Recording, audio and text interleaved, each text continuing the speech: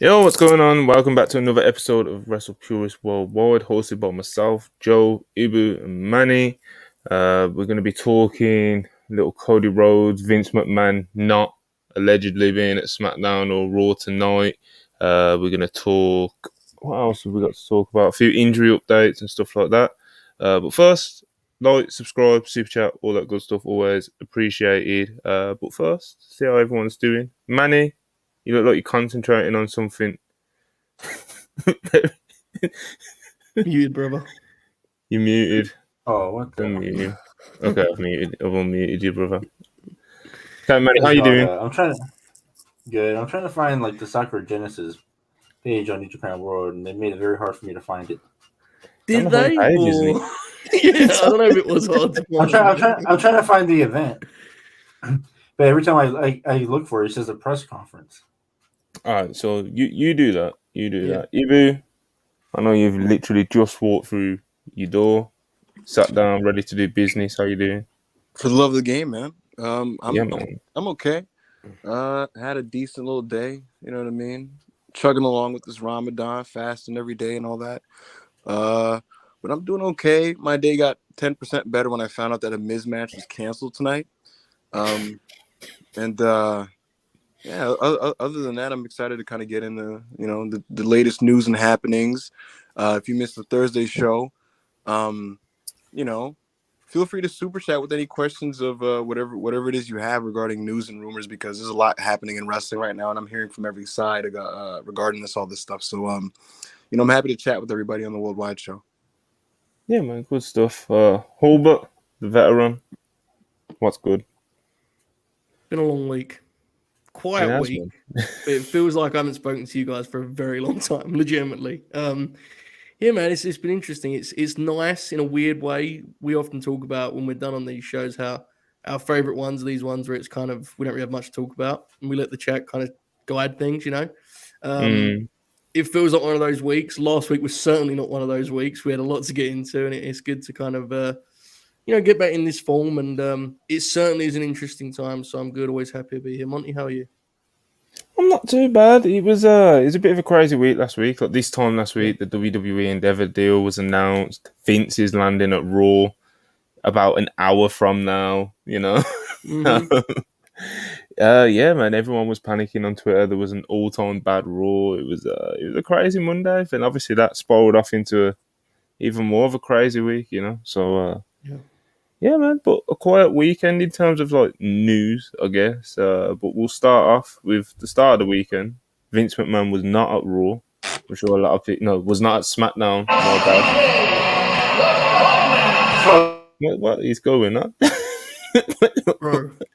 Look at Manny. This dude Manny. Like, that was the craziest Manny. I thought Monty was doing a bitter. Bro, that scared me too. I thought my TV was muted.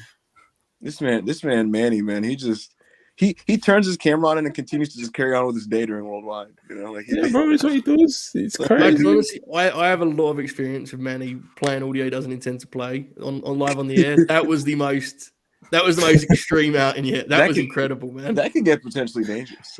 That really, in many ways. Yeah, it was a lot. But my bad about that. you were saying, Mr. Heyman. All right, so Vince McMahon, obviously after he came up and he completely ruined Raw last Monday, as we just mentioned.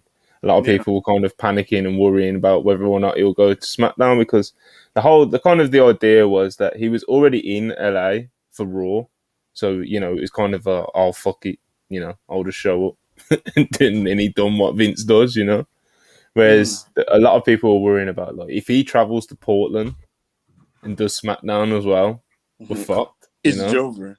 Yeah, and evidently he didn't go to SmackDown, and SmackDown was a pretty good show by most people's accounts. I enjoyed it for the most part. There was some good stuff. Vince wasn't there. Apparently he's not at Raw tonight either, according to Dave Meltzer. According to most people that you'll talk to in the know at the moment, he's not there yet. But this time last week he wasn't there yet either. So it's like I think what was the story was he didn't show up till like 7:30 East, so it's like showed up 30 minutes before the show, bro. Like, Monty, we still got a good hour, you know. Monty, this time last week, Hunter was cutting a promo on the boys, firing them up for the Raw after Mania. And they were ready to go, and he was like, "Listen, man, it's still our show. We're gonna do this thing," you know. Vince shows up like an hour later. Hunter goes out to cut that promo on TV, and he gets his chair stolen. So Cold game, bro. It's a cold game. I got a question for you guys before we get into this. Like, if he really does just kind of go like, "Nah, I'm not really traveling TV." Like, I'll look over some of the scripts you guys send me, make a tweak here and there, sprinkle in an Omos match, you know, here and there. If that really is what he does, what the hell what do you guys think was the motivation for coming in the Raw after Mania and just absolutely detonating the entire show? Because he was just there. No, I'll tell you what it was. He was just put people on notes that he can come in here and do whenever he wants. Yep. I agree. I can do it. Like, just yeah. And so when Triple H, like I'm telling you, bro, Triple H was grabbing his heart, man. He was like, "Fuck, man, he can really do it anytime he wants." I mean, that's what it is. And all the boys are now scared. They're on their best behaviors. Like, if you're willing to just be like, "I will let my son-in-law just do TV," like in your brain, if that's like your mindset, and you accepted that, like he can just do TV. Why would you show up at TV as the show is live and go, "You give me that script"? Yeah, fuck all that. Like, if we're just doing this and that, it's like, why? Literally, why? Like, what's the rationale? That Seth promo and telling him to, like, he's not going to cut it during the show, that's a power play. You're just like, bro, I don't know. Joe, did you see that? Yes, show. I did, yeah. Oh, my goodness. To a TV viewer, Seth walked out, and they're like, "We're going to find out what he has to say after the break." Comes out of the break, and he's like, "I guess I'm out of here." And he just leaves. Like, what? It's insane. I was so because after we did the show last week, I was so spent. I crashed and I woke up to like doomsday. Like everyone was like, "It's like professional wrestling has died," and I was like, "We're so befuddled by this," you know. And I was talking to you guys about it. It was funny, but yeah. I had so many messages from people at Raw, just like, "Bro, what's happening? It's the apocalypse. Holy shit, bro! The whole show got tanked." Someone was like, "Dude, they just canceled my segment." Someone else was like, "Yo, Legato just got taken off the show," and I'm like, "What?" It is scary, man. It is, yeah. I get why the talent, you know, was so. They were the fans can't freaking be, out. but yeah, for talent, obviously, it's different. I get it completely. It was hilarious following our conversation where we did that, like, sort of, will he, won't he? Yeah. Like, within an hour, he was like, "Yes, I absolutely will do that." You know? And then later in the week, we got the opposite, which kind of you guys were describing the process you was thinking was possible. We got that on Friday, it seems. Yeah. So I think it's going to be I really do think this is going to be kind of a hectic back and forth for us talking about it. Like, it will be some weeks will be quiet and there'll be a couple changes and it won't be anything big. And then, you know, sometimes some weeks you'll be in the mood, man. The thing too is, I noticed something last week, and we haven't got into this too much on the air, but Monty, you remember I messaged you about this. Last week, those Raw plans leaked especially early. And I had a conspiracy that I as you always do. Yes, I did not mention to me. I asked him why those plans were out so early. And my belief was that they were out so early because there was some people in the creative team that were concerned that a certain old man with a moustache might change all those plans. They wanted to make it very clear what they intended to do before said plans were changed.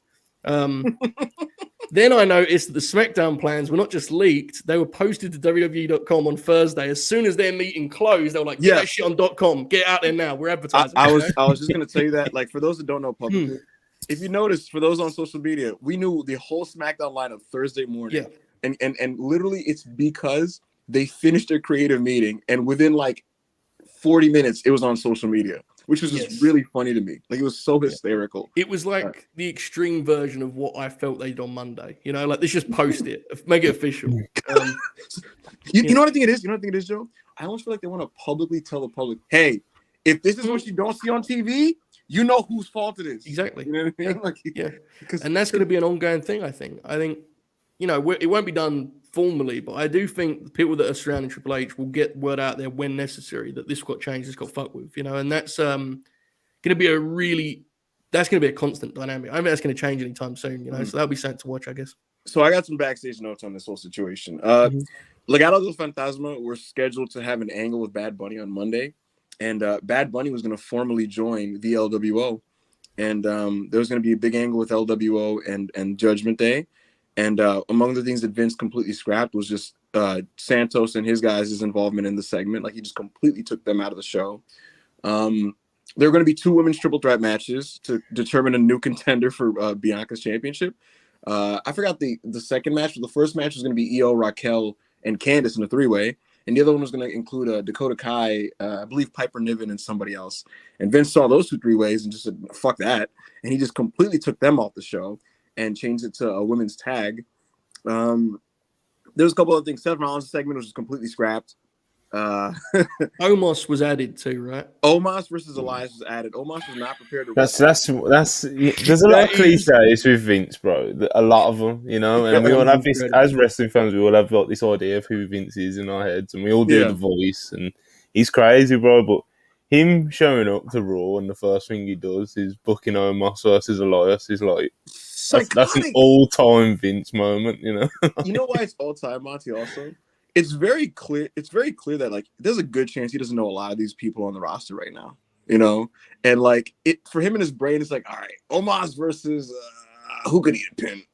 Elias. It's just like this is also true. Yes, he didn't have all his gear, so they rushed him out there, bro. You know, Elias you gotta get that Omos match out. Elias had a look on his face like, what the fuck, man? What the fucking shit. He didn't cater him, bro. You know? But yeah, so they finished. So SmackDown, they finished the creative meeting. Vince was not a part of this creative meeting. It was a Paul Levesque led meeting with his team Thursday morning. They put it together. I was told it was a very spirited and passionate meeting. You know, Hunter was allegedly found saying, "I just want to create. I love creating. I just want to be able to create." Very passionate meeting, very spirited meeting. They were really happy with the SmackDown that they put together. They were like, it's going to have a lot of good wrestling, yada, yada. And it was sent to Vince McMahon for revisions. Vince McMahon was said to make minor changes. This was reported by, I believe, PW Insider and Sean Ross Sapp. I can tell you guys what the changes were. So the Viking Raiders were scheduled to face Ricochet and Braun Strowman. Vince decided to change that to Ricochet versus Ivar, which is a very minuscule, almost inexplicable change to the degree that I almost suspect that he did it just to show that I can do this and be afraid of me. The other change was he ordered for Wade Barrett to explicitly say that on commentary that I heard that WWE officials say that that Brock Lesnar attacked Cody because he was mad that he was the opener at Mania and Cody was the main event. Really weird anecdote.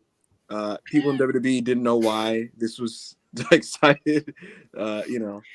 So if you think that's silly, they agree with you. Yeah. But ultimately, very silly. ultimately though, besides that, SmackDown was unchanged, and you know, again, it was an infinitely better show. It was a very solid episode of TV, especially compared to the Monday show. And as of now, on Monday, Vince is not at TV, like Monty said. And the one thing that was changed from last week is that on the Vince Rewrite show, he set up Matt Riddle and The Miz, right? And for those that were watching the shows, Matt Riddle got written off TV, getting killed by Solo Sikoa in December. And on the Triple H SmackDown, Matt Riddle came out for revenge on Solo Sikoa.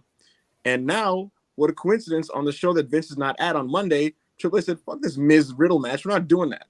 You know, so it appears that he's retconning and trying to clean up the mess that his father-in-law has made. It's yet to be seen how this is going to work long term, because it's like, are we going to do this? I'm sure it ends all perfectly well, you know. Great. Oh yeah, it's going to go just swinging it, you know. A few super chats though, obviously keep them coming. We appreciate them as always. Darren KG 499 says 5-star performances from Joey Bing Bong and the Hooper on last week's LNG. Let's see if Montgomery and backup Elite Hater can keep up tonight. We'll try our best. We do push a pace over there on the green, Manny and I. Yeah, we do. Awesome. We do. Yeah. Hit the ropes hard. I've seen it. Dan Walker, talked about. No, not at all. Dan Walker, £5. Got to say, bring JR back to Dynamite. He was fantastic on Friday. Love the QT Marshall line. Shivani do interviews and JR replace him. Oh my God! Did you guys watch that doubleheader of Rampage and Battle of the Belts? Oh, you did. Monty, you saw it, right? I watched it. I didn't watch it live, but I saw what I needed to, Oh my god! See, I sat through every second, and what got me through the whole show was just Jim Ross clearly being ridiculously drunk, saying things. Like he was just saying things, bro, the whole night. Potentially on an objective level, his worst performance ever as a commentator in his entire career. But I would be lying if I said it didn't entertain me. That's the thing with JR. It's like, can I say that he's good? Good. Is he still good in 2023? Probably not. But I still love him. He still has a charm. He's still got the voice, and it's JR, man. It's just. I will say, genuinely, every time I go back and watch like a classic wrestling match with JR on it, oh man, I do have like a genuinely sad experience listening to JR then. Like I'm with you guys. I enjoy JR, but he doesn't. And God bless him, man. He's been doing this for a very, very long time, but it's so different. Like he now commentates like a podcaster. Like he's like just talking now. He used to have such drive and like he's just. It's genuinely jarring sometimes. When you hear him when he was great, it's like, wow, it's very different. Joe, you know what it is for me? Go ahead, Manny. I listened to a match of his, and I think it was 86. It was the Sheep Herders versus the Fantastics. Yeah. Like a barbed wire cage match. Oh, that's great. Yeah. And Jared was so great in there because he kept like selling how the cage was made out of plywood. So he's not even safe. So he doesn't know why the wrestlers are on the top of the cage and all that. And the barbed wire. He was so good in that. And then you watch him on Battle of the Belt, and you're just like, the thing is, like, oh man, he just. Let's be honest. He don't give a fuck like he used to. That's the core of it, Monty, the thing about it though is like he was already washed as is in AEW, but now that they demoted him to Rampage, it went from like I'm washed while I'm trying to be a commentator. Now it's like I'm washed, I know it, and I also don't care, and I'm not even trying to be good anymore. And so, like Joe saying it's like a podcast, to me, it feels like just Jim Ross as a shoot live reacting to the show. Like he's just kind of like this guy's big. Which we agree is awesome. To be clear, like listen, he still gets fired up for good old, little Samoa Joe, and I think there's a couple people he still comes up for. I gotta say, I think he's missing Eddie Kingston. I think that's what's happened here, folks. He's not seen Eddie in a while. Mm-hmm. Where you been, Eddie? Yeah, where you been? He gets fired up for the Acclaim. Like when the Acclaim come on, he's like, "Yo, listen," and he does this. Well, I don't know if he gets fired up for the Acclaim, or more like he can just say "yo." He does like to say "yo" and listen. And he was also fired up for Anna Jay as well. Well, he was only fired up because he can say that line. Yeah, he wanted to say the fact. Yo, someone on Twitter said it's killing Jim Ross not to call Harley Cameron, who's in the QT Marshall stable. Someone said it's killing him not to call her a Jezebel because she came out and Jim Ross was like, Matt. Like he wanted to say the line. Oh man, there's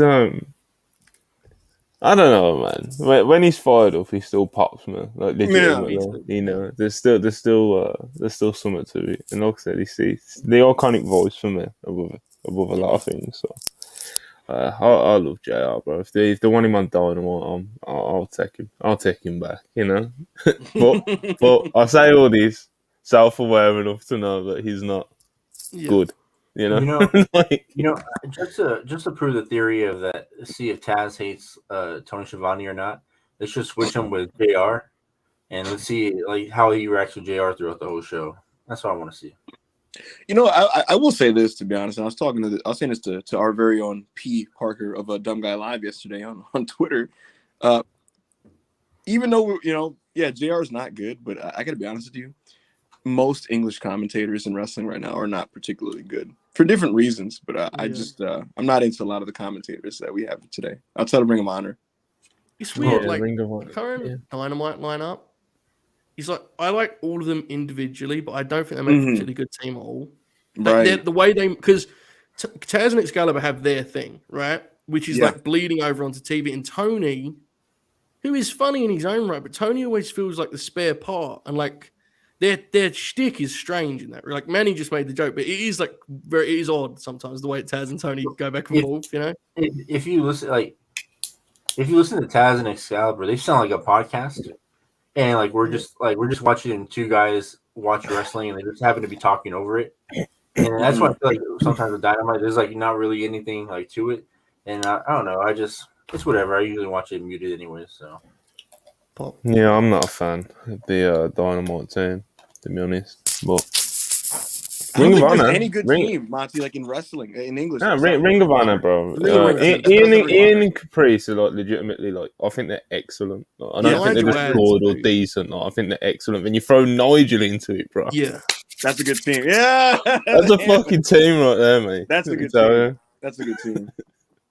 Yeah, I love that shit, bro. Okay, AO is backstage. I'm very worried about this. Oh boy, how this might turn out. What is this? He's just lurking. Normally storms in, kicks the door off. You know. He's just here. Man. Oh shit! He informed us backstage that EO versus Bianca is canceled, and I feel like but do we believe him? No. No. Wouldn't that have made it into the group chat by now? I don't know, man. He said it, EO versus Piper versus me. That's not true. I think he just made up his name. Like, he's lying. He's listen, bro. Ayo, man, he knows what he's doing, bro. He knows how to play the game. Anyway, a couple more super chats before we continue. Rob, of course, on Purists, appreciate him as always. Hashtag Vince Watch. Still, man, like I said, we still got time. There's still time before this show, bro. He could pop up, man. He could pop up. Oh. Showtime Spurs, $5. Appreciate you. Triple H is low-key lucky Vince came back for that one show. Everyone forgot about his horrible booking of the WrestleMania main event. Martin, speak for yourself, mate. Yeah. I forgot. Bro, it's kind Martin still has a visible scar wound from that. Like, it's funny that like after that Cody thing happened, you had a whole week of people doing the finish my story kind of batches, like Sonata, and you had Sonya and all that. It's just it was a long week. By the way, I do want to point that out about the Vince Watch thing is someone in the company was like, yeah, man, call time passed. Vince isn't here, man. I think we're safe. Like a legit, like a person creative. And then I hit up a wrestler about it, right? And he legit said back to me, Ibu, it is 4 p.m. I was like, meeting? He was like, it is 4 p.m., bro. He sounded defeated. Like, it's just like, yeah, man, he's not here right now. Yippee. Like, all right. It's tough. Absolutely. Yeah. Oh, wait, Monty, speaking of finishes, Manny did bring up finishing the story. Did you see Mr. Rhodes' Instagram post? Yeah. You did? Do you like when Cody does that, like, just dramatic work, shoot, meta stuff? No comment. What was the post? He made a long dramatic. I'll read it. Go ahead. You sure? How long? I'll read it. I'll get through it, brother. I'll get through it. All right, mate. American Nightmare, Cody. All right, you ready? American Nightmare Cody on Instagram, along with pictures of his week at WrestleMania. Really nice, detailed pictures. Mm-hmm. A long week.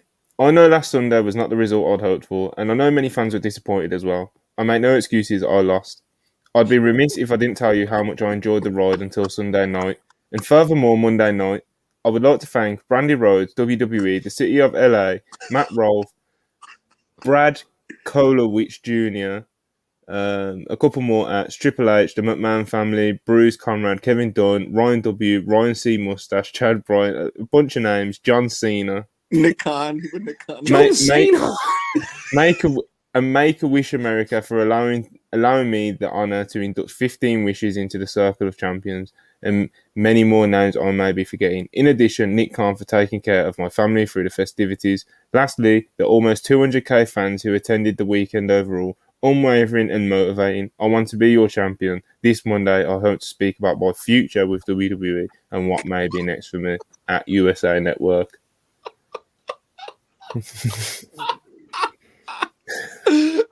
Bro, you got robbed. Go out and punch him in the face. You know what I'm talking about? I'm tired. Like, Everyone's lost their minds, man. He got I got really mad at that opening segment, bro. Why did he say, look, man, no one's fault mine, I lost. No, Solo Sikoa's fault. Go kill him, bro. Fight him, you know?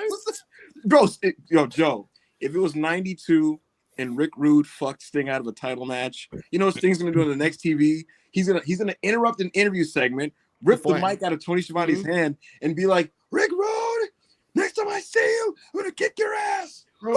And then drop the mic, attack the dude, you know, like what, do you imagine Dusty being like, I lost, man. I'm a loser. Fuck, you know.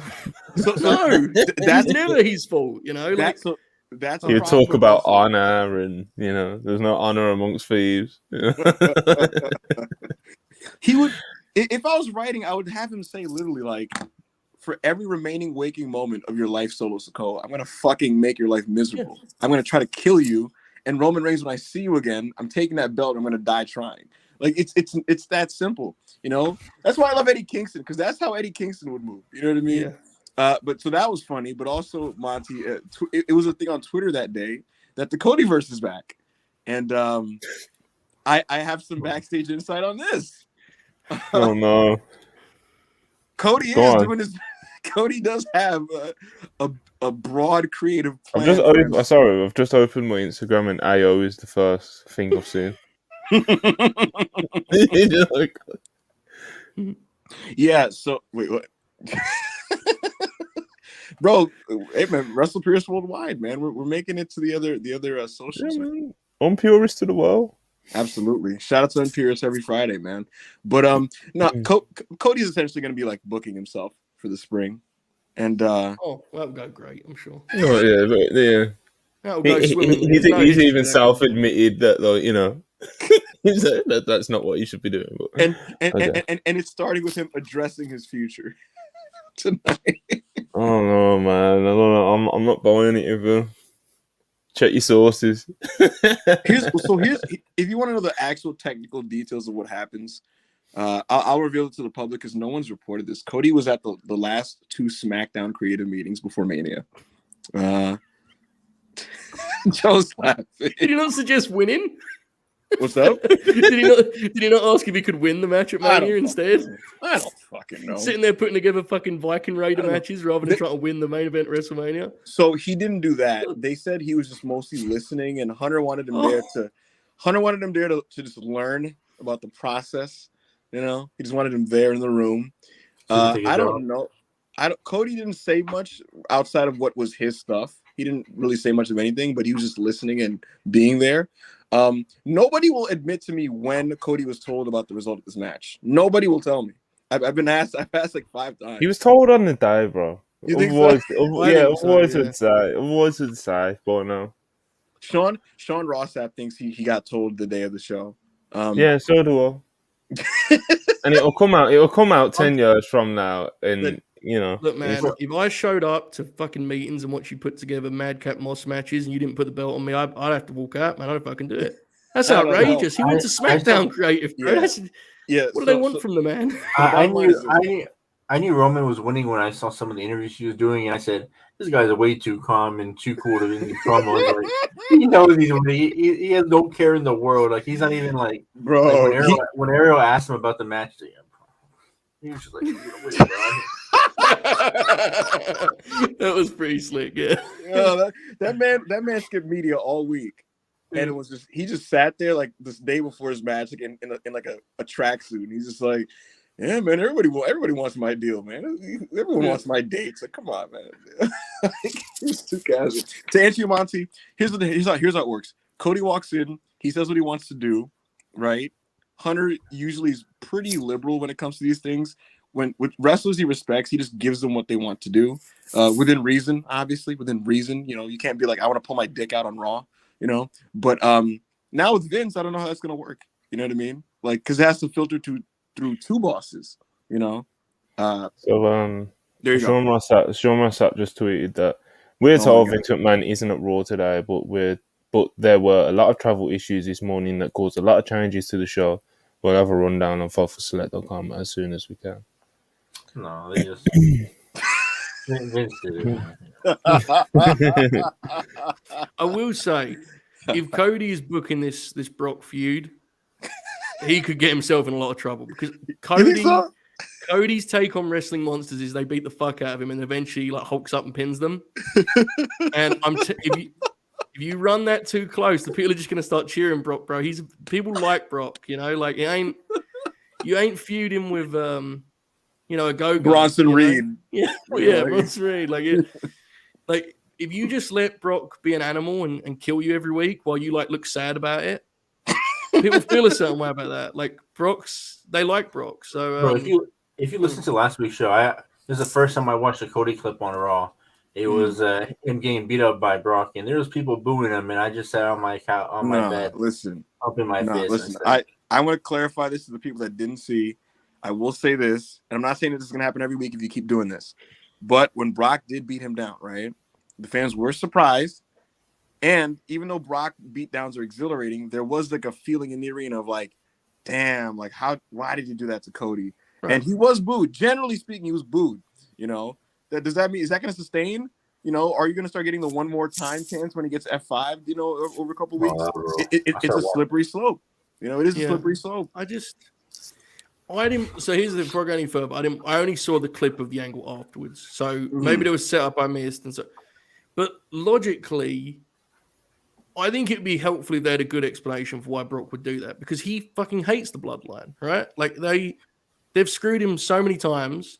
Why would he turn down the chance to wrestle Roman Reigns in a tag match to kill Cody? I mean, even if he wanted to kill Cody, you think he would still do the match, right? To get his hands on Roman. He can't wrestle Roman for the belt, so that was the best shot he had.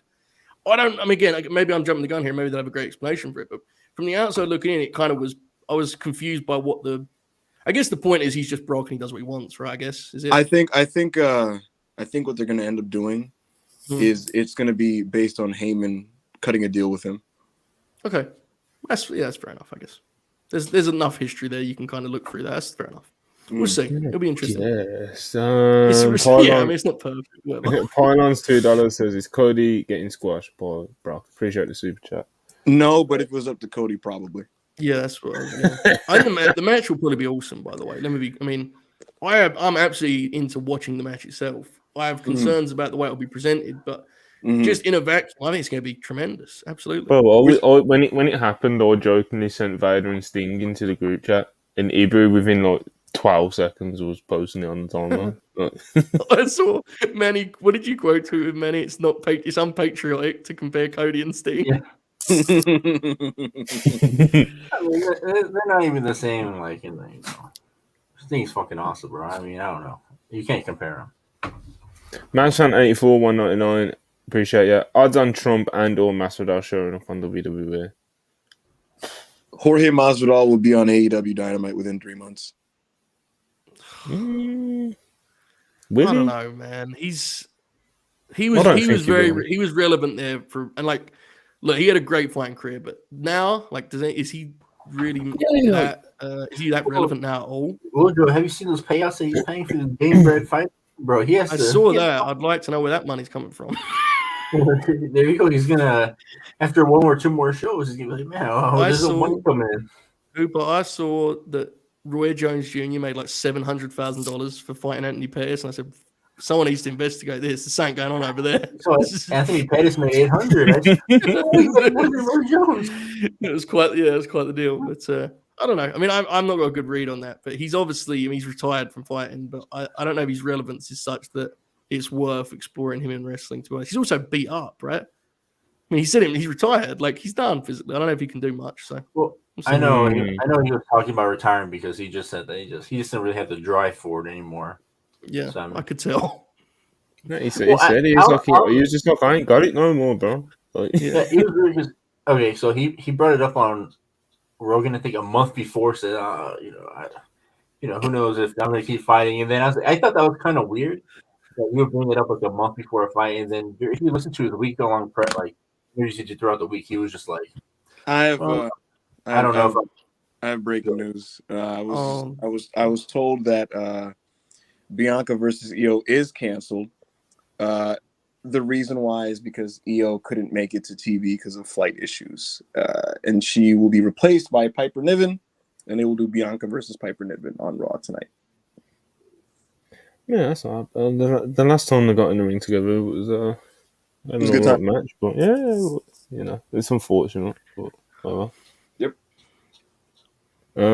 Okay. Let's talk. Let's go. Let's run through these injuries. Mm-hmm. All right. So Randy Orton, according to Dave in Observer Newsletter, in the week leading up to WrestleMania, he was told that basically Randy Orton is still a long way away from returning from injury. When the news got out as well, I think it was Sean that quote tweeted one of our tweets and was like, "Yeah, back fusion." You know what I mean? It's like he's still out for a minute. So that's Randy Orton, Matt Jackson. One sec. I should probably pull this stuff up instead of trying to do it off my dome. You know what I mean? But yeah, Randy Orton, man, I miss him. I miss him. Let me tell you, I love Randy, man. It's a shame he went down when he did. You know, You are a Randy fan, yeah. Bro, everyone was at the time he went down. Yeah, no, he was having a good run with Riddle in the tag team. Well, there you go. All right, Matt Jackson. Matt Jackson had bone marrow shots, PRP, and shockwave treatment on his arm. His arm is in a brace, so he can't use it. He was given 6 to 8 weeks before he could return, but that is dependent upon how the arm responds to the treatment. So that's Matt Jackson. Will Ospreay has been announced for a match on the 25th of May. This is part of like a IWGP US mini tournament that they're doing. I think it's going to be Juice versus Lance Archer in somewhere in the US. Then somewhere else in the US, they're doing Tanner versus Ospreay. Then those two winners face each other. Then the winner of that will face Kenny Omega. Judging from the styling of the poster that they put this on, it looks like that match with Omega will probably be at Forbidden Door. But that's just an assumption, you know. Shane McMahon had surgery. AJ Styles, according to Sean myself, is still a long way away. Bray Wyatt, I'm not sure if this has been reported. No, it has. He's kind of been hinted at and stuff, but Bray Wyatt's still not cleared, apparently. That's what the people are saying. Ciampa, either of you got any update on Ciampa? Yeah, he posted about having his last stem cell treatment about a month ago now. So yeah, he had his last stem cell treatment about a month ago. The plan is for him to reunite with Johnny Gargano when he gets back, or at least that was the plan pre-Mania. You know, before this, this creative chaos. But yeah, they're gonna reunite DIY. Ciampa's healing up from his stem cells. He was in a really bad way with his neck and his spine and his hip and his knees. And so he basically took care of everything. He essentially went away to take care of his everything. Like he went to the mountains like Omega. Yeah. He's currently sporting like a white beard and like scattered hair on his head. But yeah, Ciampa's trying to get his body right. I'd say he's probably going to be ready in a couple of weeks, to be honest.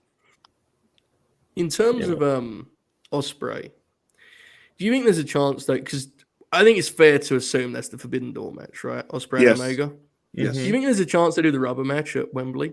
Because like going from Canada for the second to London for the third would be quite the atmosphere. I think it's fair to say. That crossed my mind. Like, the idea of them being 1-1 and heading. I don't know. I mean, obviously, I am like hilariously biased because I intend to be at that show, but I also do think that would be a pretty incredible spectacle. I don't know. Yeah, of course. I guess we'll just have to let it play out. Not to give you the boring answer. I wonder what Ospreay does at the Wembley show. Yeah. Oh yeah, that's right. There you go. Obviously, the Omega match, and just not doing that. Then that's what I'm saying. Yeah. Like if Kenny Ospreay is not the Wembley match, and that's the Forbidden Door match, which is totally fine by me. What does he do then at Wembley? Like, do we throw Pac at him? Do we throw What's up, Big Daddy? Who? Big Daddy. Then he said Big Daddy. Charlie Crabtree died in like. Joe, what's your guess for when Big Daddy went down? I don't know, but the idea of just that match in general, even if it was possible and fathomable, it's still incredible. Ospreay. I'm trying to think of a good match for Ospreay at Wembley that isn't. I mean, I think there's loads. It's Ospreay. I think Danielson would be good. Hangman. Yeah. I mean, you're right. You can really do any match with him, right? Like, yeah, it's Ospreay, bro. It's he had the best match on the show last year with a fucking Orange Cassidy. I know Orange Cassidy is a very good wrestler, but like, I'm trying to think of like who's like the perfect match though. So, Monty, you're going to the show. Go on, give me ideal world. They post the graphic. Will Ospreay versus whom at Wembley Stadium? Mark Briscoe. No. It's a good question. It is because there's like every answer's good. Mm-hmm. I don't know what the perfect answer is. Danielson is Danielson would be such a dick too. Can you imagine Danielson at Wembley against Ospreay? How much of a dick he'd be? I think we're gonna get Zack Jr. there. So I mean, I don't know. We'll just no, you can't do Zach. You can't do no versus Danielson with Brian. I was gonna say you can't do Zach versus Ospreay, bro. Everyone in England's already seen it fucking 20 times, Nigel. Listen, man, I'm down. All right. It's interesting. Okay, so that's Ospreay. I said AJ, Brad, Ciampa. So Big E said a few months ago that he was gonna get his like quite decisive, visit to the doctors done in, I believe he said March, but around, I think it was Mania week when he was doing all the media and stuff. He said that he still hasn't been to visit them, and it's going to be this month instead. So, if anyone wondering about why there hasn't been a Big E update, like a more definitive one in quite a while, even though it was like expected to have one last month, then that's why. So, hopefully, we get some sort of positive update in the next, in the next month or so. Jeff Hardy. Jeff Hardy, Matt Hardy revealed that he's looking at about 6 to 8 weeks, but we'll see. It could be sooner than that. It could be longer than that. You never know. Jeff Hardy's kind of one of the more weird cases. Obviously, he was. Did he go rehab or was he just at home? Whatever it was, he's been dealing with those issues. But apparently, he also had eye surgery. So that picture that was going around of him last week when he was looking a bit, beat up. That explains the eye, So yeah, it's Jeff Hardy, and I think that's everything for the most part. Unless there's someone. There was that Santana update. Anna Jay. Well, no, Anna Santana. Jay wrestled. Oh, Santana. Santana, yeah. The Santana update was that AEW has paid him while he's been injured, which is what they normally do, and that he's still with AEW, which again makes sense because when you're injured in AEW, just like in WWE, they just pay you for the injury and then they just add the injury time to your contract. Go ahead. If I'm not mistaken, I believe that Andrade is fine, but he just hasn't actually been cleared because, what for at this point? Apparently, he's going around traveling and going on holiday with Charlotte for the next however long, and yeah, man. But most would assume at this point that he is okay because suffered the same injury as Cody, I believe. Toronto, it was.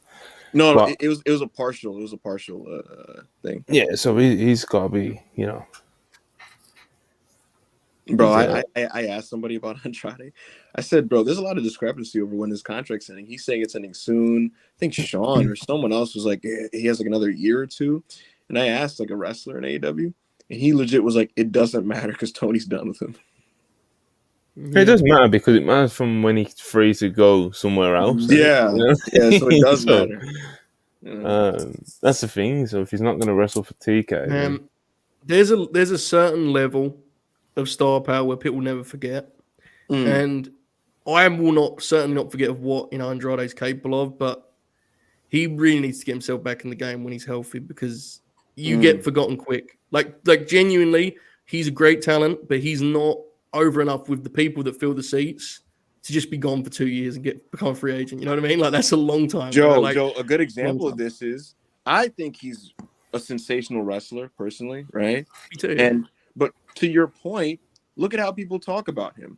You know what I mean? Like AEW fans are very willing to discard him. And it's like surprising to me because I'm like, man, this guy could be a major player for you, But like the minute Ruth started showing people something, it was immediately like, oh, fuck Andrade, we don't need him. And like, even with him talking about his deal being expired soon, like I'm seeing people like going like, all right, see ya. And I'm like, damn, like really, that's Andrade, man. Like what? So to your point, it's like, listen, wrestling now, it's a what have you done for me lately business. If you don't have, great matches every 2 freaking weeks on TV now, it's like, it's like you're nothing. So Andrade not being on television doing great work, we haven't seen him consistently wrestling since last, fall. Look at how he's received in the consciousness of wrestling fans. So, if this goes on longer and he sits out, like to your point, it is going to be tough for him from a perception standpoint. Mm-hmm. Absolutely. I mean, we all agree on his talent, right? I think I'm high on him. Yeah, I do have like there's certain question marks about his run that I think there's questions that are worth asking in terms of like his output. Whose decision was it for him to be presented the way he was? Because at the time there was a lot of talk of this is what he wants actually, and it's like, I don't know that, so I can't. But like the kind of bizarre, like he would wrestle like once a month. It felt like, yeah. And the rest of the time he would just kind of walk around backstage, and there was always a lot of debate about whose call that was and what, because it was like they wasn't playing to his strengths for a lot of the run. Obviously, also things didn't work out in terms of him having like 8 managers in about a month or whatever it was. It was not, and they were going to a particular manager, and that didn't work out for obvious reasons. He's had a really strange couple of years. Like on the main roster, he was in neutral the whole time. He never got more over than he was when he came up. It was always start-stop. And AEW, it was very similar in that regard for different reasons. But yeah, I don't know. It's been a weird few years for sure. I don't know. I don't want to question some guys if he wants to wrestle or not, because on Twitter he says he wants to wrestle and have these matches with Ospreay or whatever, but he's not wrestling in Mexico anymore, or he wasn't at the time, and he stopped doing AAA. He can't do CMLL. He was talking about doing Noah and never did it when he was healthy. So I mean, I don't want to question the guy's like motivation to wrestle, but I mean, I'm questioning it. I thought you were. Yeah, I don't know. I mean, I guess we'll see, man. Him and Charlotte, they're going to go around on holiday and play the happy couple and, and explore the world and find themselves. Good for them, man. God bless. We'll see what company they end up in. I think they, no, you know what? Fuck it, don't matter. Well, Charlotte's not going to leave WWE. She still has a lot of PTO to use. Hold up. What happened then, Monty? No, they don't matter. Moving on. If you say so. All right. What else did I want to touch on today? They wrote in the newsletter that Cody was never planned to win at Mania, which I found like fascinating. Like, no one ever kind of threw it out there and convinced anyone at any point in time. I don't know. See, this is the thing, because you just went in the direction I went.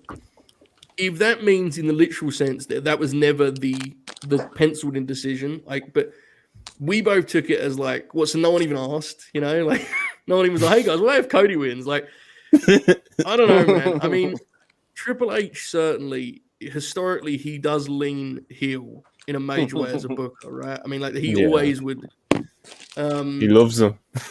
The idea that at no point the kind of internal thought process was Cody's going to win this belt, I find to be unfathomable. I don't think that's possible, because that would mean that we all misread it to such a degree, and maybe we did, but anyone who watched any of the build was like, well, it sure feels like Cody's winning this fucking thing, right? And generally that means that the process was similar. I don't know. I would be very surprised if that was the case, but if that's what Dave's been told, he knows better than I do. So I don't buy it.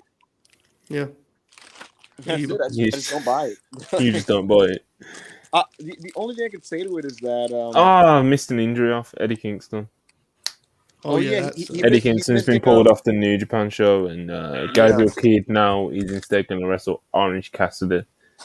So Eddie Kingston as well. Not a clue, mate. The only thing that's unfortunate, because Gabriel Kidd is, like, to me, like, so underrated. Their last match as well was great. Awesome. Yeah, man. Gabriel Kidd, he's kind of been off track the last year because of some personal issues, but I'm really high on him as a young wrestler, and I really hope his career takes off. So, it's unfortunate we can't see that match. But regarding Cody, The thing I could say to this is that every time I kept asking like my creative sources who was going over the main event, I would never get a straight answer. And to this day, I suspect things about that, but whatever. Yeah, I mean, I guess it's feasible that the intention was always this long chase. I guess if we go with that being the truth, and again, I mean that's what Dave's been told. That's what Dave's been told. But if that's the case, I think that's a misread, though. I agree. Like, it's not one of those cases where it makes. I mean, maybe I should, but I don't look at it differently myself. It makes me question. Frankly, it kind of makes me question their read on the situation. To be honest with you, like I think it's kind of baffling, the idea that you would see as hot as Cody was in every metric they could possibly look at, and to never once have been like, yeah, he's going to beat Roman Reigns. I think that's baffling to me. So it's actually provable right now through multiple metrics and statistics that Sammy and Cody are hotter than Roman. Yeah, it's genuinely provable. And like, it was only a couple of weeks ago we were talking about 9,000 people in the building for a house show that he was on top. Like Joe, this week's SmackDown centered around Kevin Owens and Sami Zayn and the Usos. It popped 2.4 mil and a 0.69, and there was no Roman on the entire show. Yeah, and that's becoming an increasing trend where in like year 1 or 2 of his reign, when Roman would miss TV, like you would see like about a 100,000 viewer drop off on the SmackDowns. So yeah, I don't know. Interesting. I don't know what the cooking, man. I mean, Cody will still get a moment, He'll still get his moment, but it won't be. Yeah. I had a question for you, Monty. Do you think, on a personal level, the pain will be away come, like, let's say August, and he does get, like, do you think, like, you'll be able to properly enjoy it, or do you think you're gonna sit there like, it's still too late? Still.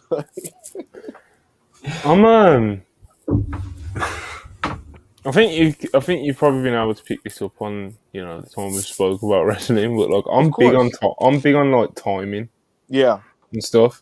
Like when someone's hot, fucking go with them, Like, I think Wardlow, for example, should have been like fucking thrown into the deep end, bro. Fuck it. He just squashed MJF. Fuck it, Like I'm that kind of.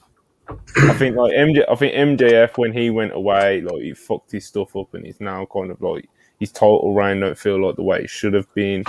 And I guess in a different sense, because obviously Cody's a face, but I don't want that to kind of be the case with Cody, minus him actually like going away. It's like the time was Mania, and yeah, the time like he'll still get over him being world champion, and he'll still probably be a great world champion for them when they eventually do pull the trigger, probably at SummerSlam or something.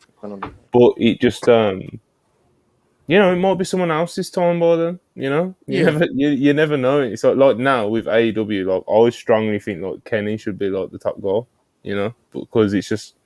Look, people were waiting for so long to see him come back in singles action, and then when he came back, he was in trios, and there was still like a lot of people clamoring for him to get a singles match. He gets a singles match, and he pops the biggest number that they've had in months. You know what I mean? So it shows you that there's a big appetite. People want Kenny. Matches. Like that's who the people want right now. Yeah. And I think with everything that's gone down, like Kenny is so like he's such a like. He kind of like embodies like AEW. Do you know what I mean? Yeah. Like if AEW was a wrestler, it would be Kenny Omega. That's how I've always felt like about him. So I think after all the peaks and valleys have been through over the past year, I think their fan base would really respond to Kenny being booked as like babyface champion right now, because it just feels like it's his time. And that obviously hurts Max in the sense of I don't think it's his time right now. I think it was a few months prior to when he actually got the belt, And like I said, I don't know. I don't want that happening to Codeman, and it looks like it is going to happen to Codeman. So. I don't think it'll be to the degree that you're saying with this like Max. Yeah, I doubt someone else will come up. You know what I mean? That's what it like, is. It could happen. Like, so the people could be like dying for Gunther to be world champion by then. You don't know. Do you know what I mean? I guess to me the question is what is the best case scenario? Like, Do they truly believe? They truly believe that by the time this SummerSlam match rolls around, if that is indeed the plan, that Cody is going to be hot. I think it'd be impressive if he's as hot as he was at Mania. But do they honestly believe they're going to get him hotter by having him chase for another 4 months? Like, that's my big question. I'll tell you what they're convinced with, Joe. They're convinced that what they have laid out for Cody this spring is so dynamic and like creative and fun that like it'll be able to get him to that point. And the broad plan, from what I've been hearing, and a lot of this is kind of like in the air a little bit, but the general skeleton of it is go through Brock, go through King of the Ring. So. Okay. Yeah, I mean, we'll see. I mean, it may be terrific. It may get him even hotter, but I gotta see it. I gotta see it. That's me. I gotta, Me too, because he was looking pretty good there. Like, dude, he was in SoFi, and the place was rocking. Absolutely. Manny, as an outsider who doesn't give a single fuck, who do you think should be WWE World Heavyweight Champion?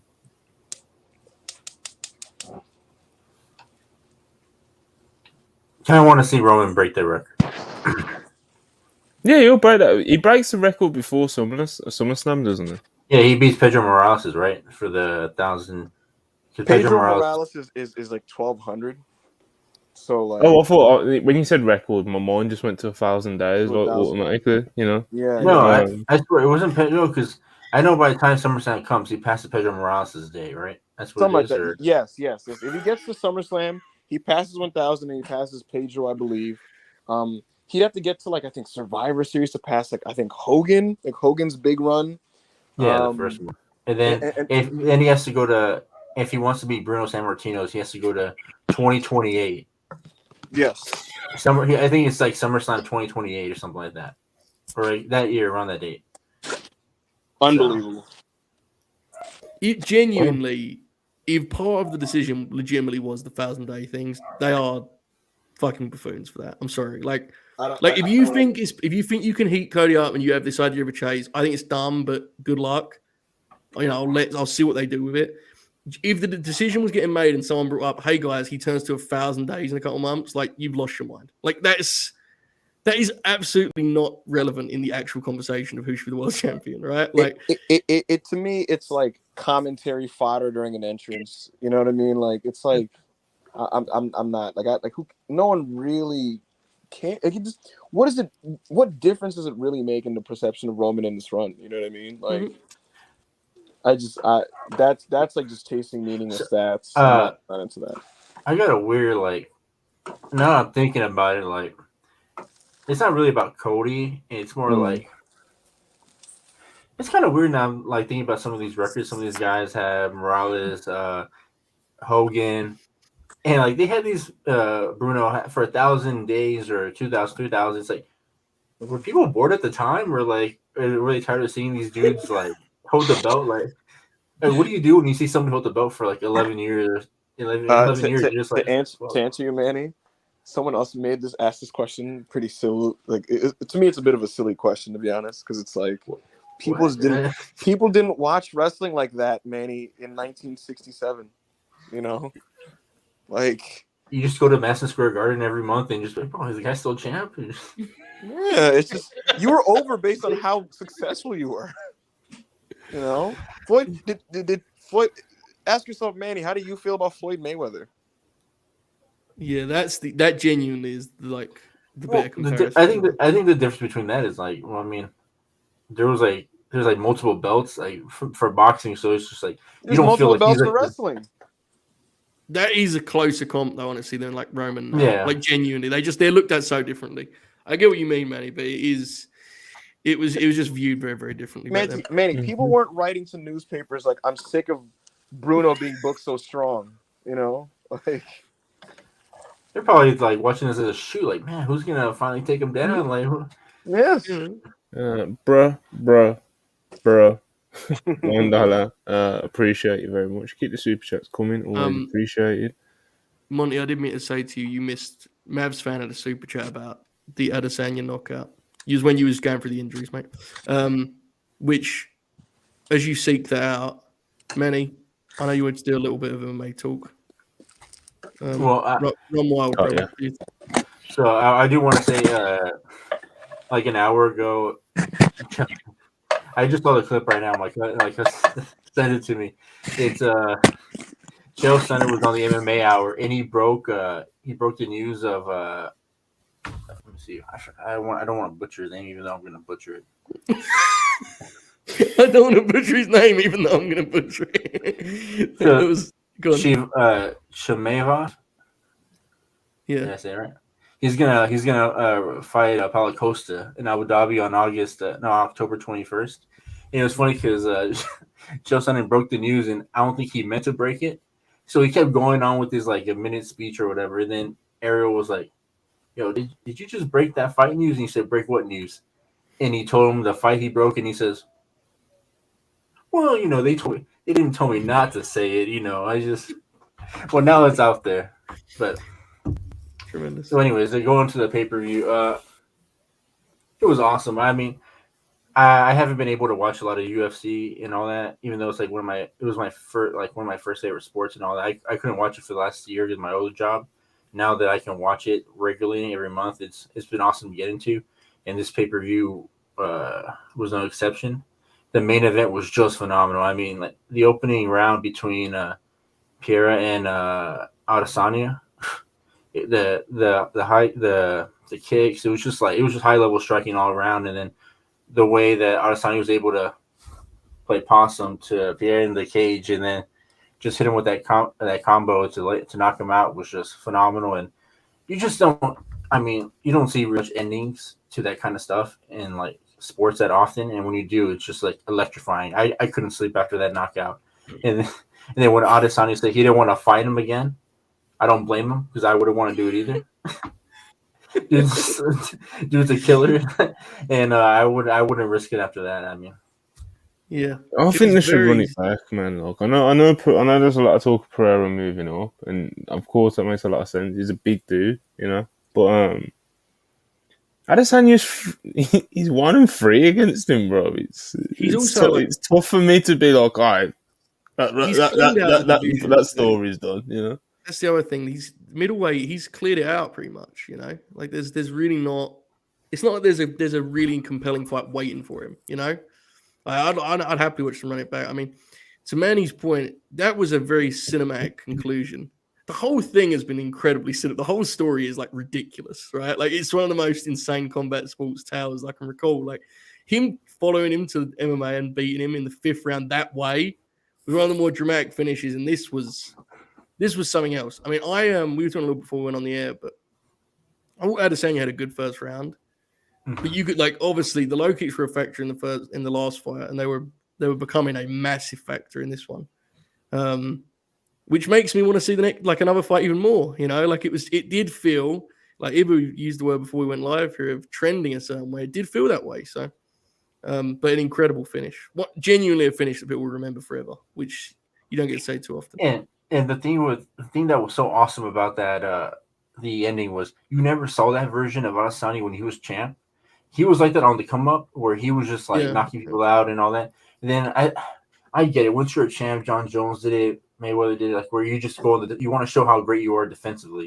And I mean, I feel like once you get to that point, it's just like, yeah, I mean that's cool and everything, but I want to see you be a killer like you were before. And I just think that sometimes the title is a clutch to some fighters because they just worry about keeping it safe than going out there. And I mean, I guess for a fan perspective, you want to see someone go out for the kill, and it was awesome seeing Adesanya go for the kill after a long time. And I really hope that he keeps up that performance because he actually I always thought he was a great fighter before then, but seeing him in that fight, I feel like he went up that other level to me where he could have been bigger. He could be a part bigger than the sport, Absolutely. I need to see him beat Pereira again, man. I think he does, and it's just like I said, bro. I like both, funnily enough. I do like both of them, but it's just he's 1-3 against the guy, bro. It's just yeah. I don't know what you do. I mean, if you're him, this guy, when you look at Perry, you just feel like this guy was just meant to beat Adesanya. And you're him, I got lucky once. I mean, I had him in your head. You're like, I almost had him beat in the first fight, He knocked me out in the second one. I almost had him in the first fight in the UFC. I just couldn't, beat him. And he got me again. And then now That's you're the in the fourth crazy fight, and part. you're It's like after they'd fought 3 times, you objectively could say, "Oh, he has his number," but the actual fights themselves were like he hurt him bad at the end of the first round. They were very close. Fight. Yeah, and I like the kickboxing. The one that went on points was super close. And in the last, as you mentioned, man, he hurt him bad in the last, the title fight they had in the UFC. So it was interesting when you saw he was the favorite. Adesanya was the betting favorite because I almost feel like the bookies kind of threw their hands up and was like, I don't know, man, surely he's going to win this time, right? Like, but I don't think anyone was ready for him to win that dramatically, that conclusively. So, yeah, I'd like to see it again too. But I also get what Manny's. I definitely get the perspective of absolutely not. he can climb those ranks now, bro. I ain't doing that shit again. I mean, they literally. This is how good Adesanya was his first run as champion. He cleared out the division, and they had to bring in somebody from another sport. And I think he got 2 wins right in the UFC. Then he challenged right away, Adesanya. Yeah, so I mean, only a couple. He's not really. Yeah. So I mean, and then they're saying that he's gonna move up to light heavyweight. So I'd rather see what he does up there. And then the other crazy fight was Masvidal and Burns. Well. Crazy. I mean, crazy in like the performance Masvidal had. Like, I was just shocked. Like, yeah, he's just done, bro. He's got no there's no pop, there's no zip anymore. You're just waiting for it as well when you're watching it because it's just like his last great performance, probably the Diaz one, and he was just like so aggressive and just like mean, and he just like he's shown levels, and when it happened to him on Saturday, he got shown levels, bro. It's just, it happens. He used to have especially way back in the day, even before he blew up, he used to have a really slick defense. Like he had good head movement. And he's you watch him now and you could tell he was not going to be slipping those. And as soon as Burns started opening up in the third round, he was hitting him almost every time with his right hand, and I think he even commented on that, talking about how he could see shots. And then it was hitting him, whereas once upon a time he would slip to the side for a counter and he's had how many fights has he had? It's not even like Gilbert Burns is this super slick, great striker either. He's very good. Yeah. He's very good and he's very underrated. Very good, well-rounded fighter. Gilbert Burns is definitely a contender, but he's not someone he's gonna piece up Jorge on the feet, No. Bro, my opinion. I'm watching that fight and Jorge looks like a guy who shouldn't Jorge looks like a guy that if he wasn't a star he'd be cut. You know what I mean? I don't know, man. It's bro, we'll see what they want to do with him. People have mentioned the Conor fight. I think Dana would do that. Dana would do that. It's just feed him to Conor, and Conor can be like, "Oh, beat a welterweight," Ew. And then the other fight was I had the card right here. It was Rosa Jr. versus Christian Rodriguez. That was something. I didn't see that. What happened to your boy, man? Manny was hyping him up in the DMs crazy. He's a hype prospect anyway. He's the kid who's 17. Yes. Yeah, the one who's 17, 18 or whatever old he is. But Manny was super hyping him up as well in the DMs, and he just went out there and got dominated, bro. This crazy sport. He had no respect for him, and then for Christian, and then Christian could have finished him off in the beginning of the second round, middle, and after the big start of the second round, he could have finished him off whenever he wanted, and just kept them in the full Nelson position, and just kept punching him in the face. And then when the ref looked like he was gonna stop it, he just kind of got up and made him go back on their feet. I think this is a good learning experience for Rojas because now he can just come back from it. He's young, and it was just weird because he's a really good striker, and for some reason he decided just to be a wrestler this fight, and just got outclassed. Yeah, he was aggressive. He was aggressive on the wrestling, he was Ben Askren-esque. Just diving at crotch, bro. It's crazy. What else, man? Calvin Gastelum's he rolled back the clock, brother. So had me fired up for like 3 days straight. That Rob Font finish was fucking nuts, man. That uppercut. Yeah, man. Like he's like an ejector seat, bro. She was crazy. It was a great card in general. So was Kevin Holland's KO too. Yes, yeah. But yeah, man, Chimaev versus Paulo Costa, like Manny was saying earlier. Some big business that is, Thing is, like, Costa ain't got the takedown defense, man. But he's a big dude, bro. He's gonna get battered, right? Am I like misunderstanding this? When many said the fight, I was thinking, Paulo Costa's fucked. There's no way he's winning that fight. Maybe that's the thing, and it like unless Chimaev gets in like a fucking, a deep measuring contest with him and tries to, like how Khabib used to do that thing where you would like stand with guys to like prove that you could, like if Chimaev does that sort of shit, Costa can be like so just like mean on the feet. Well, look, so. I don't want to look more into it, but Chimaev's been like doing Muay Thai training in Thailand, and I don't know, man, he looked freaking killer out there. And then did you see him beat up that dude that? Did you see him beat up that dude at the gym that showed up? I did not know. Bro, I don't know if the guy is a fighter or not. They're just like, I don't want to throw dirt on this dude's name, but he was like a big guy, hefty dude, and Chimaev just beat the shit out of him in the cage, bro. It was like, oh, I did see that. Yeah, I did see that. Absolutely, I did. That was something. Anyway, nonetheless. Good times, good fights. Nonetheless, all right. Let's see. All right. So Raw. Yes. Is there more news? Yeah, it appears so. It appears. Who we should no. Okay, folks. Right, more news. Right. No, it's not really. Tyler Bate is scheduled to face Dolph Ziggler on main event. Vince is not on the show. There were several changes made due to travel. Monty, they booked a fucking a Monty Dream match there. You just glossed over it. The big man. But I knew about it earlier. I knew about it earlier. Told you like you heard it for the first time. You're on the air. Sell, brother.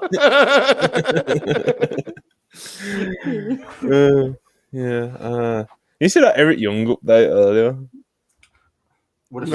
He's been signed for WWE since November, and he hasn't been on TV. He hasn't been backstage. Nothing. Bizarre, bro. That I remember that story breaking. Yeah. Did you see the Dax Harwood quote? Oh god. Manny asks me this question on every show I do, and I always say no, and it always goes off the rails from there. Let me see if I can find it, because. Okay, we're looking for a Dax quote.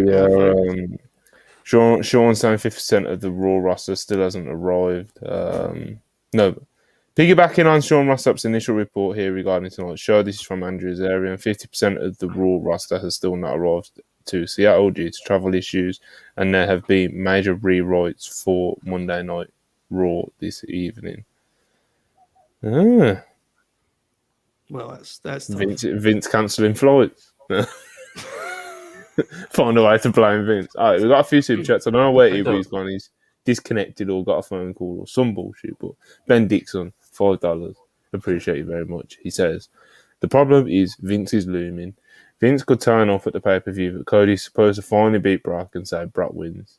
Yes. Yeah, he could, of course. Absolutely. Of course he could. And we all know Vince, so who knows what he's going to do. Bruh.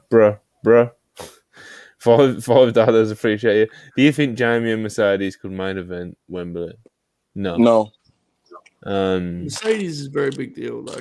I don't know. Probably not. Trust the process, $34.99. Phil Backupangi select. Have you heard about the reaction from Stanford about the all-in news, and what nasty tactics do you expect WWE to employ to try and sabotage inconvenience all-in? That's a good question. No, they're not going to run the UK because they're running the UK the month before for Money in the Bank.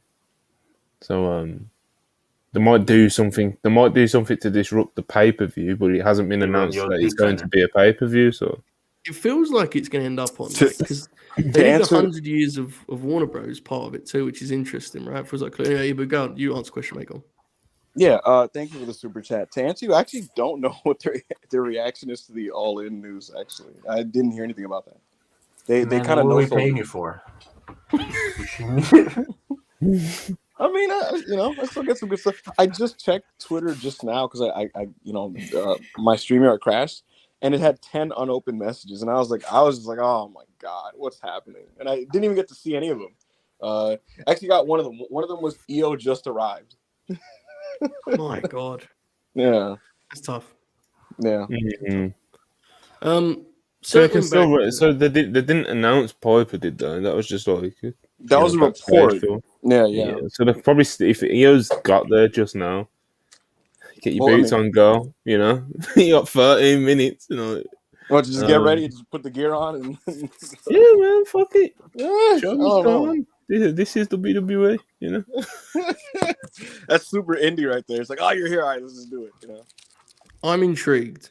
Circling back to the super chat about Mercedes and Jamie. Okay. There was an instinctive reaction, and I'm not gonna. I shared the same reaction, and I stopped myself and kind of. Why is it that our reaction was no? Is it because we are following in the footsteps of our friend Manny the Hooper, or what is that an indictment of Jamie's like TV usage? Like, why did we immediately shoot down that as a Wembley main event? Because Mercedes is unquestionably a big enough name, right? I think we can all agree on that. If I'm being analytical, I mean, I don't know. I feel like there's bigger matches than that match. It's main event Wembley, bro. Okay, hang on. Why? Hold on, for AEW, not for WWE, because you can pretty much fucking put any like main event act as the main event. You know what I mean? But like for AEW, yeah, a big enough name. No, I don't think. Who in AEW do you think is a bigger name? CM Punk. Kenny Omega. No way.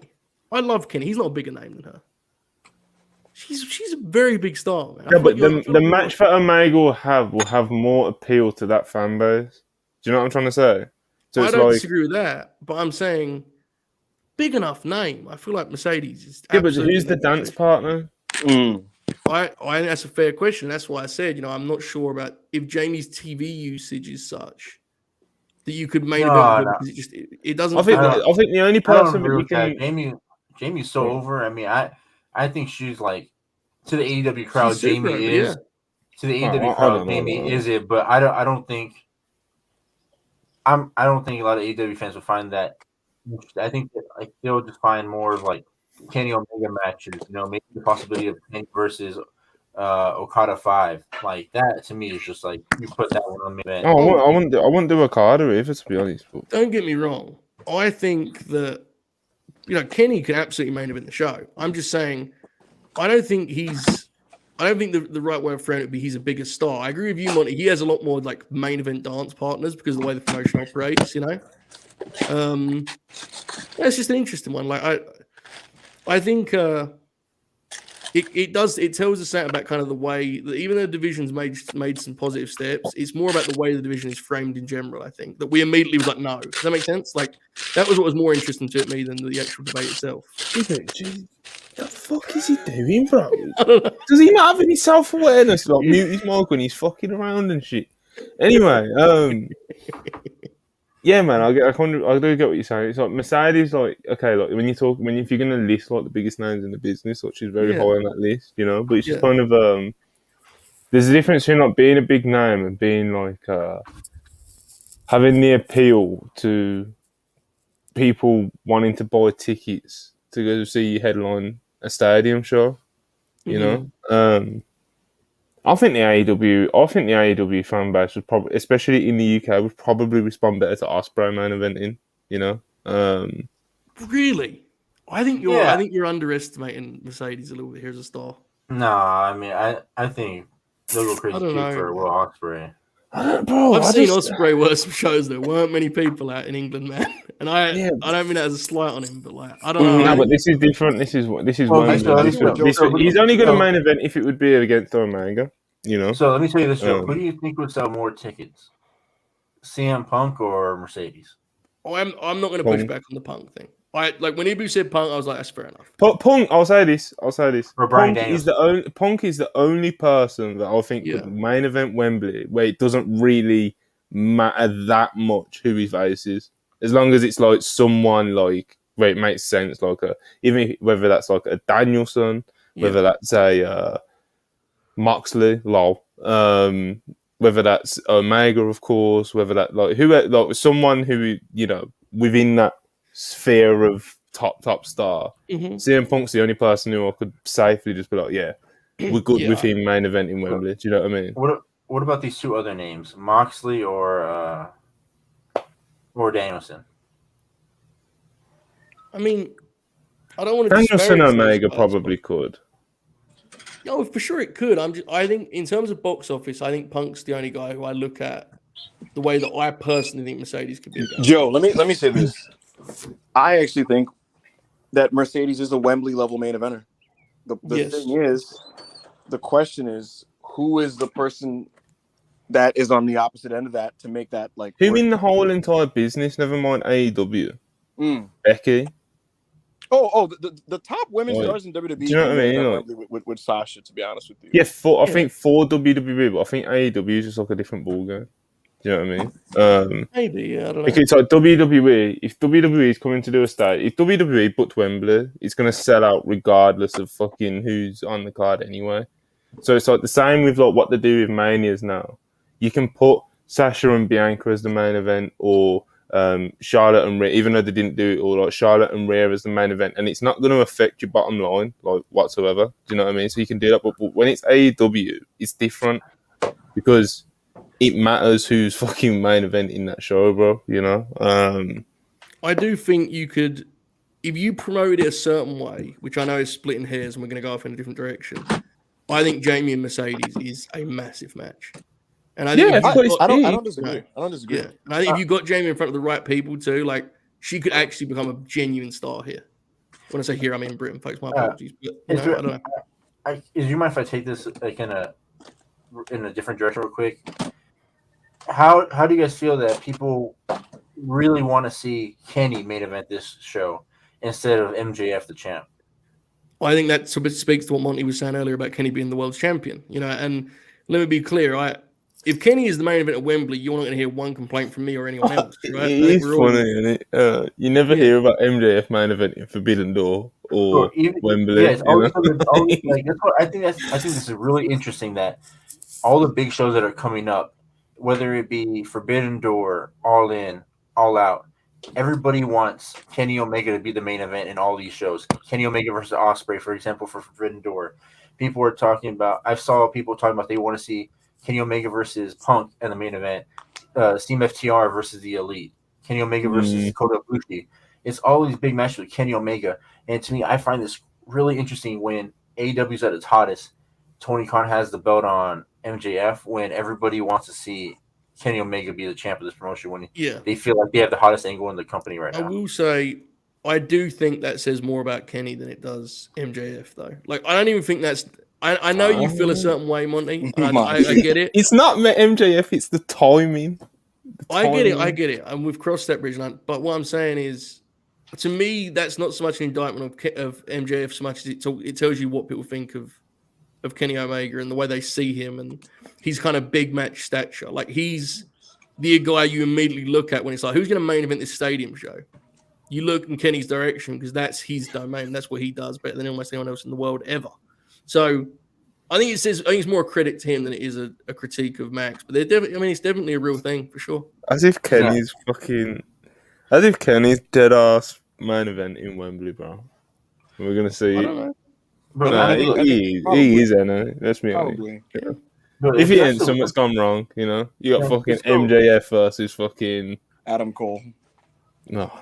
Oh, bro. That was not necessary. That was not necessary at all. I also do want to say, like, Kenny isn't also the only name I've heard people say they want to main event. I've also seen Danielson's name thrown around.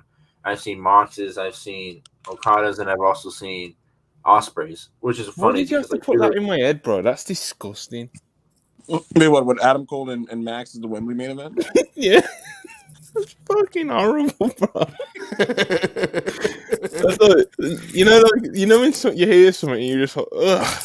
The reason that's so crazy is that's like a real thing that could happen too. It's like, Well, I'll tell you what, that match is gonna happen I don't know what sure. show that's going to be at. Yeah. Well, we'll let it play out, folks. I also can't wait to see what Tony does through these big shows because this is going to really test him as as a booker, and he's going to have to go crazy with matches because he can't be conservative, because he's going to have to fill up 3 big pay-per-view shows. Well, I'll tell you what, they have the roster to That's do what it. fired me up so much about Wembley because it's just like, all right, dicks on tables, You know, Monty, if it was up to Monty, Cole and MJF is that's a Quake by the Lake 2 main event. All right, let's this last super chat, then we're gonna wrap up. All right. Okay, so Parker Crosby, 999. Going to Dynamite in 2 weeks, but my friend can't go anymore. I still want to go, but none of my other friends like wrestling. Would it be lame to go alone? And have any of you gone solo to any show? It sounds like a horrible question. Bro, I go solo to everything. It's the best. You don't have to waste time talking to people. You sit down, you watch the graps. That's what's the way it's supposed to be, bro. Have a good time. I think I've been to 5 Dynamites and 3 of the 5 I went solo. Fuck socializing, bro. Sit down, enjoy the graps. Watch some graps, man. Yeah. Listen, man. If there's some dipshits around, put some fucking headphones in. It don't matter. Enjoy yourself. You'll have a hell of a time. And it's a good experience. It always is. Whenever you go to anything, it's genuinely as good to get used to because it's like you can have a lot of fun sitting there popping yourself watching dudes do the graps. It's good stuff. Enjoy yourself. I don't want to get too whatever, but it's important to learn to enjoy your own company and just kind of be. Don't be scared to fucking, go eat out or something, or go to the cinema or go to a wrestling show in this example. Fucking do. If you want to go see something, you got no one to go with. Go fucking do it yourself, Yeah. You can also, as Juan says, if you really want to go, but you can make friends at the show. I would not recommend that. I wouldn't talk to anyone. But if you want to, you could do that. People are willing to play for wrestling shows. Yeah, people are all people are in good vibes usually, energetic, etc., etc. There's that crowd element to it, so everyone kind of, you're in it together kind of thing. We got one last one. Moses, $5, appreciate you. So y'all like the Storms, I'll go to the big man to send Seattle. That's what you get for putting a concentrator in a pre-tape Iron Cross. Why all these biblical weird references? It's like that. Now we're just getting sentences thrown together, Anyway, it was a super chat, Gotta do what you gotta do. Absolutely. All right. Just don't go to movies by yourself, guys. Yeah. All right. Let's wrap this up. Anyone got any plugs? Absolutely not. No. I do. No? Okay. Sakura Genesis was an awesome show. And if you want to see the WrestlePurists coverage for Sakura Genesis, then tune in tomorrow to Dumb Guy Live, where they're going to cover everything that happened last night or 2 days ago, including Sonata's big title win against Kazuchika Okada. Other than that, just follow me. Do you have any plugs? Yeah, that's my plug. My plug is what? My plug is my baby Dumb Guy Live, the show that I produce. Bro, anyway. No, you're all, bro. Before we go, I was gonna tell Dak. I was gonna tell Joe the Dax quote before we left. I forgot about this. Yes, go on. He says, "I said on the podcast months ago, we knew what we wanted to do, and everything was getting fine tuned. We knew way before Vince came back in charge what was going to happen. Yes, we re-signed with AEW. Yes. So this motherfucker knew for a long time, and you know." If only you had a British friend who told you that he pretty much did exactly that 2 months ago, man, you'd have cut out all of this trouble. You'd have known ahead of, you know what I'm saying? I mean, would have been helpful if you had a British friend who you do podcasts with 4 times a week. You could have been way ahead, but nonetheless. I digress. All right. Yeah, man. Right. Thanks for watching. Yes. Please like, subscribe. We, of course, appreciate all the super chats, as always. And we'll catch you tomorrow with Dumb Guy Live at 7:30 p.m. Eastern. Peace.